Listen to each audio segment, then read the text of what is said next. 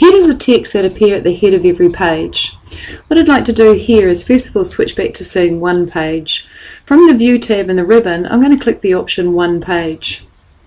What I'd like to do now is insert a header, and I'd like to create varying headers per chapter or per section. From the Insert tab, I'm going to the Header and Footer group, and I'll choose the Header button, and at the very bottom I'll choose Edit Header. I now need to move between my sections. I can see I'm in the header for section 5, and that's not where I want to be. If I look up in the Header and Footer Tools Design tab, I have a Previous and a Next button.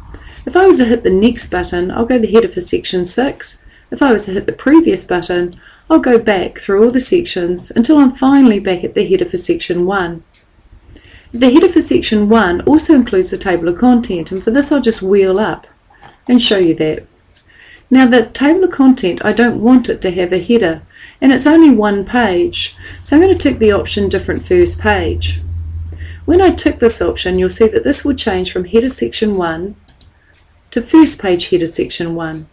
And what I put on the first page header of Section 1 can vary from the rest of Section 1. I'd like to leave the first page header Section 1 blank, so I'm going to click Next. And now I'm in the header for Section 1. At the head of Section 1, I'd like to see the chapter title, which is Introduction, so I'll type Introduction. I then want to go to the next section, so I'll click the Next button on my Header and Footer Tools Design tab. When I go Next, I'm now in the header for Section 2, and I'm seeing the text Introduction, and that's because Same as Previous has been turned on.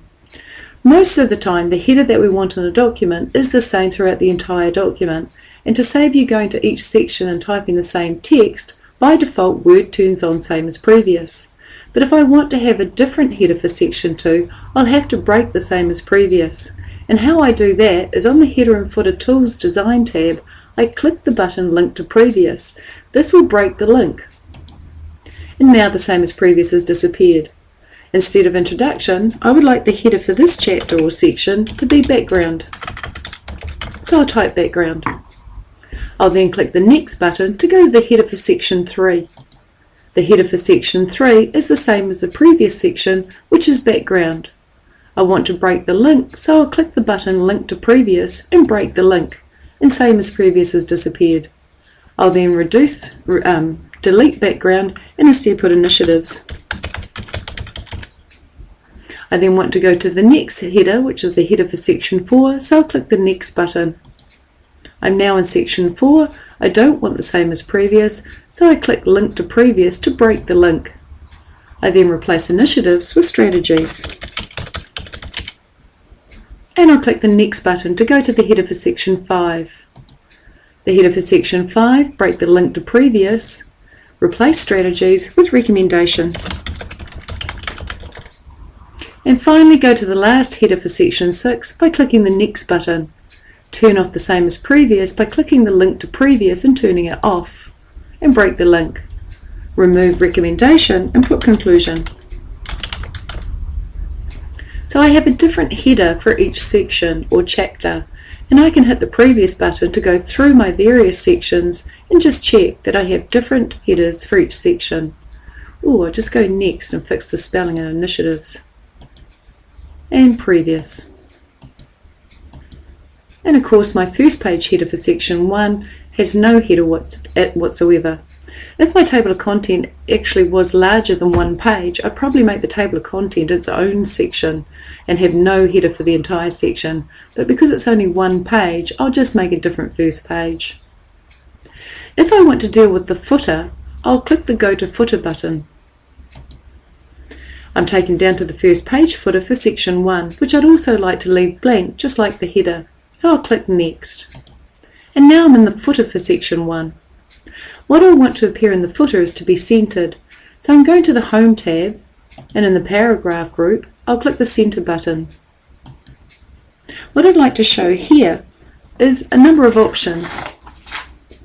What I've got is the Header and Footer Tools Design tab. And when I click this, I have various options that I can insert. For example, I'd like to insert the date first of all, so I'm going for the Date and Time button. I can choose a format that I like, so I might choose a full day and a full month and a full year. I can also decide if I want it to update automatically or not. But I'll leave it on update automatically and click OK. And there's my date. I might press the spacebar and insert the time. If I go to my date and time field yet again, I can choose a time. And I might choose this format and update automatically and OK. On the next line down, I'd like to see the page numbering, so I'll press Enter to go down a line. What I'd like to do is go to the page number button. In the current position, I can choose a page number from the gallery. I might scroll down and I'm after this option here, page X of Y, so I'll click this option. And I can see page 2 of 7. On the next line down, I might wish to see the file name, so I'll press Enter to go down a line, and this time I'll go to the Quick Parts button. The Quick Parts button contains an option called Field, and when I click Field, there are many fields I can insert into the footer. In fact, I can insert these fields in any part of the document, not just the footer. Popular ones, for example, are Create Date. When I click Create Date, this is the date the document was created, not today's date necessarily, because I might open it tomorrow, but the date it was created. Whereas further down, I've got Date, and this is today's date, and this will constantly change. Further down there are other options like Edit Time, and this is the total amount of time that's been spent on the document, 20 minutes, 30 minutes, etc. And here's the option I'm after, File Name. I want to insert the file name. I'd like it to appear in uppercase, and I'd also like to add the path to the file name so that I can actually track the file down and its location simply by looking at the printout. And if I click OK, there is the path and my file name. Other fields, if I press spacebar, then I might just have a look at under Quick Parts and Field. Other fields under file name include file size. Some people find this useful.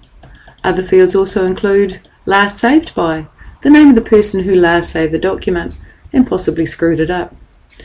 Further down, we've got the number of words, the number of pages, the number of characters. And further down again, the date it was last printed. Other fields include revision number, the number of revisions the document has undergone. We even have section pages if you want to show the number of pages in the section or the chapter. So there are many fields in here that you can insert into your document. So I'll go Cancel and Backspace. Now this footer I would like to be the same throughout the entire document, and I've inserted it into the footer for section 1. If I click the Next button on the Header and Footer Tools Design tab, I'll see that's the same as previous for section 2, and that's desirable. So as I go to each section by clicking the Next button, those particular options will be carried through to every single section and every single page in this document because of the same as previous. If I wanted to see these fields also, a key combination we looked at earlier with regards to indexes and table of contents was Alt F9. If I press Alt F9, I can see the code behind my fields. If I press Alt F9 again, I go back to seeing the results. Ultimately, if I'm happy with my header and footer, I'll click the Close Header and Footer button on the Header and Footer Tools Design tab, and that'll close the header and footer. As I scroll through my document, I can see the headers and footers at the top and the bottom of each page. If I saw a mistake, I could actually just double click the light grey header and I'd be taken into the header and footer area. If I click Close, I'll be taken back out of the header and footer area.